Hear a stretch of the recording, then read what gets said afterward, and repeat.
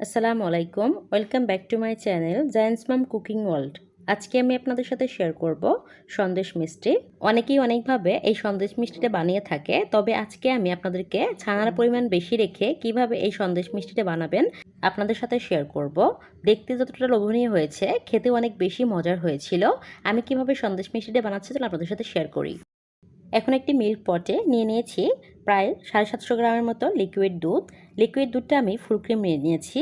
এই পর্যায়ে আমি চুলাটা অন করে দিয়ে একটা বলক আসা পর্যন্ত আমি জাল করে নিব। এই পর্যায়ে আমি নিয়ে নিয়েছি 1 টেবিল চামচ ভিনেগার, সাথে কিছুটা পরিমাণ পানি মিশিয়ে দুধের মধ্যে পুরোটাই দিয়ে দিয়েছি।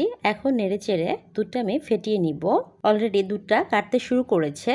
খুব দ্রুত একটু নেড়ে চেড়ে আমি দুধটা চুলা থেকে নামিয়ে পানি ঝরিয়ে নেব।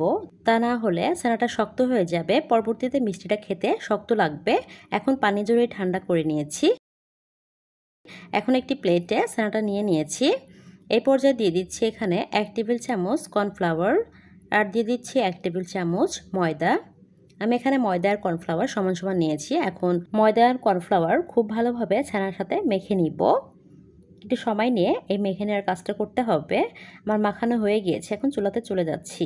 এদিকে চুলাতে একটা প্যান বসিয়ে এর মধ্যে দিয়ে দিচ্ছি 1/3 কাপ চিনি, দিয়ে দিচ্ছি 1/3 কাপের অর্ধেক পরিমাণ পানি।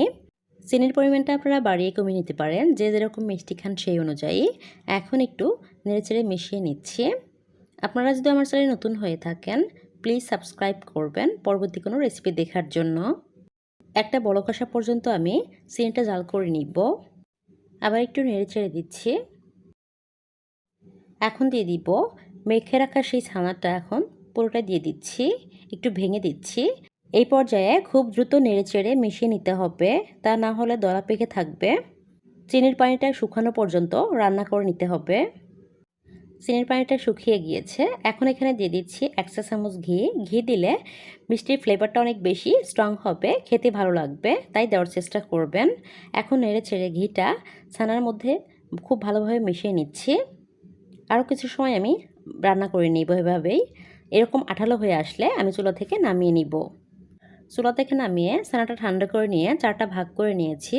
এখন আমি এখানে কালার দিয়ে দিব। এখানে প্রথমে গ্রিন কালার দিয়ে দিয়েছি, তারপরে অরেঞ্জ কালার, তারপর আমি আরেকটা বাটিতে দিয়ে দিয়েছি রেড কালার, আরেকটা আমি সাদাই রাখবো। এখন গ্রিন কালারটা আমি একটু মাখিয়ে নিচ্ছি ছানার সাথে। গ্রিন কালারটা ছানার মধ্যে খুব ভালোভাবে আমি মিশিয়ে নিব।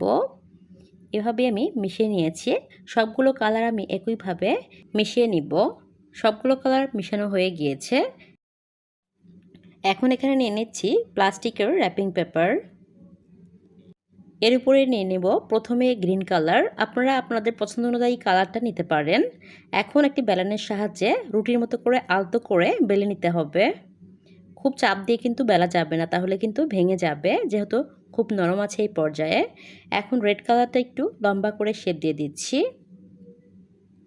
এরপর র্যাপিং পেপারটা একটু আলতো করে উপর দিকে নিয়ে গ্রিন কালারের ছানাটা আমি রেড কালারের ছানার সাথে একটু আলতো করে লাগিয়ে এরপরেই রোল করে নিতে হবে। তো একবার আমি এভাবে গড়িয়ে রোল করে নিয়েছি। এখন আমি এখানে দিয়ে দিব সাদা কালারটা। সাদা কালারটা একটু লম্বা করে শেপ দিয়ে দিচ্ছি। এরপর গ্রিন কালারের সাথে লাগিয়ে আবার দু একটা আমি গড়িয়ে রোল করে নিব। এরপর শেষে দিয়ে দিব আমি অরেঞ্জ কালারটা। এরপর চাপ দিয়ে এভাবে হাত দিয়ে একটু মুড়িয়ে দিচ্ছি। এরপর একটু দু হাত দিয়ে একটু সমান করে নিব। সবশেষে আমি এখন র্যাপিং পেপারটা মুড়িয়ে নিচ্ছি। এভাবে আলতো করে মুড়িয়ে নিতে হবে। খুব সাবধানে এই কাজটা করতে হবে। এভাবে আমি আলতো করে মুড়িয়ে নিচ্ছি। আমার মনে হয় হয়ে গিয়েছে। একটু হাত দিয়ে একটু সমান করে দিচ্ছি শেপটা ঠিক রাখার জন্য। এরপর দুই সাইডে একটু মুড়িয়ে নিচ্ছি। এখন ঠান্ডা হওয়ার জন্য আধা ঘন্টা ফ্রিজে রেখে দিব। এখানে যেহেতু আমি ময়দার পরিমাণটা কম দিয়েছি সেই জন্য কিন্তু নরম থাকবে, সেই জন্য অবশ্যই ফ্রিজে আধা ঘন্টা রাখতে হবে। আধা ঘন্টা পর ফ্রিজ থেকে বের করে নিয়েছি। আমি র্যাপিং পেপারটা এখন খুলে নিচ্ছি। এই পর্যায়ে সন্দেশ মিষ্টিটা মোটামুটি শক্ত আছে। এখন ছোট ছোট পিস করে আমি কেটে নিচ্ছি। খুব আলতো করে কেটে নিতে হবে। এই সন্দেশ মিষ্টিগুলো অনেক বেশি কালারফুল হয় বলে বাচ্চারা খেতে অনেক বেশি পছন্দ করে। আপনারা একবার বাসায় ট্রাই করতে পারেন। এখন একটি সার্ভিং ডিশ নিয়ে এর উপরে আমি সবগুলো মিষ্টি সার্ভ করে নিচ্ছি। খুব সহজভাবে আপনাদেরকে সন্দেশ মিষ্টি বানিয়ে দেখানোর চেষ্টা করেছি।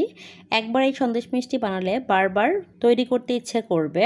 অনেক বেশি লোভনীয় হয় এই মিষ্টিগুলো। ভিডিওটি ভালো লাগলে প্লিজ লাইক, কমেন্ট, শেয়ার করবেন। আর যারা আমার চ্যানেলে নতুন তারা প্লিজ আমার চ্যানেলটা সাবস্ক্রাইব করবেন পরবর্তী কোনো রেসিপি দেখার জন্য। সবাই খুব ভালো থাকবেন। আসসালামু আলাইকুম।